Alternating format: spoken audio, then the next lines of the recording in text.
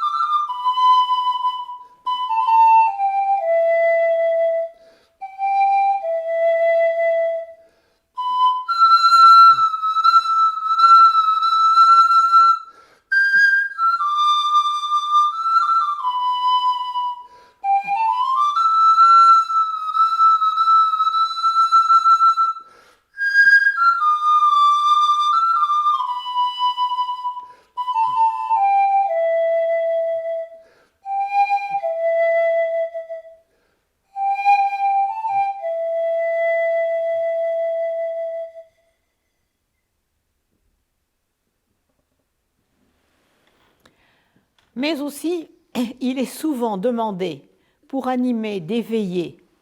Et il est vrai qu'en ce temps-là, les gens aimaient se retrouver au coin du feu pour se raconter des histoires, pour dire des contes, mais aussi pour danser. Et à l'époque, on dansait, les jeunes comme les vieux. Pas de rhumatisme, pas d'arthrose, non, tout le monde dansait. Et on dansait des scottish, des polkas, des mazurkas. Et on dansait, et on dansait, et on dansait.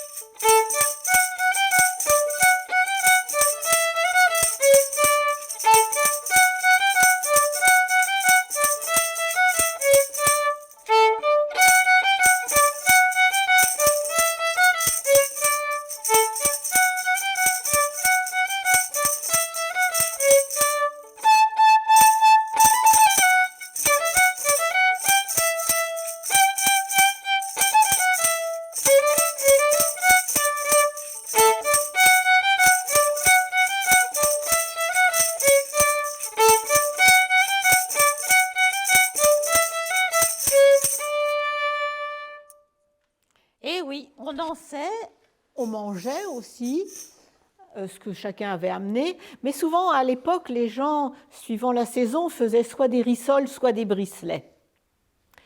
Cette fois-là, à cette veillée-là, c'était des bricelets.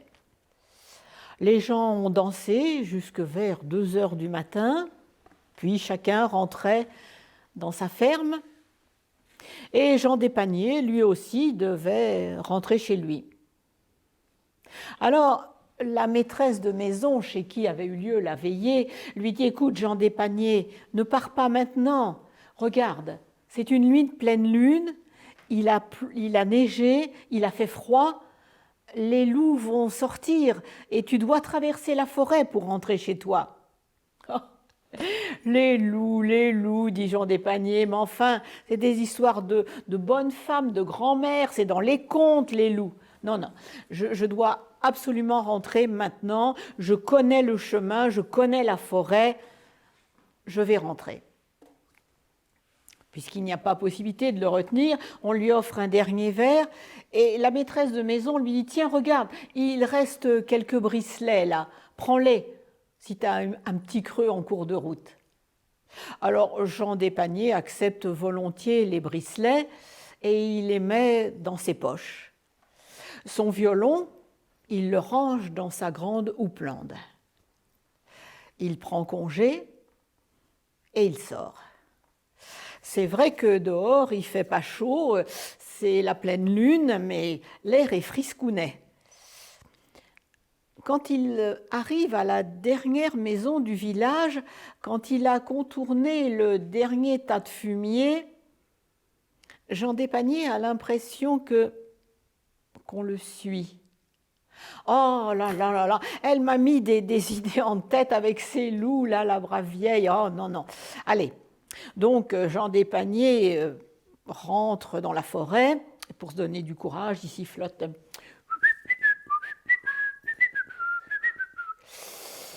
Mais quand même, quand il est déjà bien avancé dans la forêt, il se retourne et il le voit. Il est là, le loup, car c'est un loup. Un loup qui visiblement n'a pas mangé depuis longtemps et voyant Jean Despaniers se dit « Quel festin !» Jean Despaniers a beau être courageux, grand fort, il sent quand même une sueur froide lui couler dans le dos. Il a les cheveux qui se dressent sur la tête. Quant au loup, il est là tout à côté, prêt à bondir. Il est regroupé. Et là, on sent très bien qu'il ne fera pas de quartier. Jean Despaniers se dit que Bah tiens, en tapant dans ses poches, il sent les bricelets. Alors il prend un bricelet, il le lance, le loup saute dessus et évidemment l'engloutit en 30 secondes. Mais Jean Despaniers en a profité, il a fait 2 pas en avant. Alors, comme il a encore quelques bricelets dans sa poche, il lance les bricelets et à chaque fois il fait 2 pas. Bon, ils ne sont pas allés très très loin à ce régime-là, mais au moins il gagnait du temps. Mais arrive un moment, quand c'est fini, même dans les contes. Alors Jean Despaniers s'est dit que là, seul, au milieu de la forêt, sa dernière heure était sûrement arrivée. Alors il s'est dit que, quitte à mourir, eh bien autant mourir en musique. Alors, en cherchant bien les derniers bricelets, il a senti dans sa houppelande son violon, il l'a sorti, et là il s'est mis à jouer ce qui lui passait par la tête.